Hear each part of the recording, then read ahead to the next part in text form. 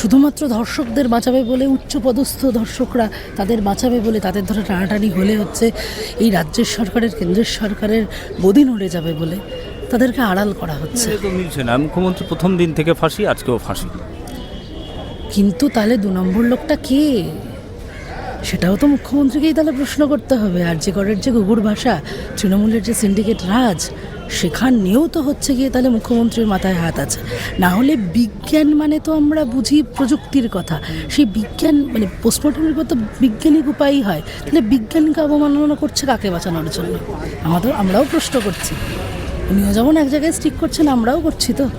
তাহলে বেশ, আমি একটু জানতে চাইবো, এই যে কি মনে হয় যে এখনো মিছিলে পা মেলাতে হচ্ছে, বিচার কি এখনো সম্পূর্ণ হয়নি? তার মানে আসলে বিচার সম্পূর্ণ হয়নি, শুধু তাই না, তার সাথে সাথে তারপরেও পশ্চিমবাংলার বুকে বহু ঘটনা ঘটেছে।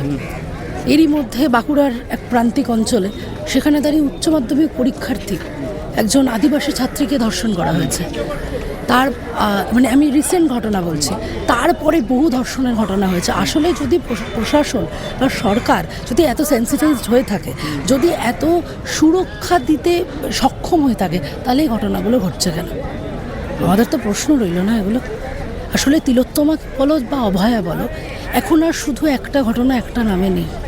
সমস্ত নির্যাতিতা নারী, সমস্ত নির্যাতিতা মহিলা, সমস্ত ধর্ষিত মহিলার নাম কিন্তু তিলোত্তমা বা অভয়া। তিনটে ফাঁসি করিয়েছেন মুখ্যমন্ত্রী।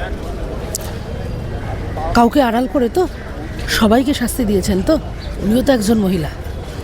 তিলোত্তমার পোস্টমর্টম রিপোর্টের শরীরের যতগুলো ক্ষত ছিল, নিজের শরীরে উনি চোখ বন্ধ করে উপলব্ধ যদি করতে পারতেন, তাহলে বোধহয় রাজনৈতিক মদতপুষ্ট মানে গুন্ডাদের, ধর্ষকদের আড়াল করা মমতা ব্যানার্জি না হয়ে উনি বোধহয় মানুষ মমতা ব্যানার্জি বা মহিলা মমতা ব্যানার্জি হতে পারতেন। কিন্তু আমরা মনে করছি এখনও দাঁড়িয়ে মমতা ব্যানার্জি মহিলা তো ছেড়ে দিন, মানুষও আরও যোগ্য না।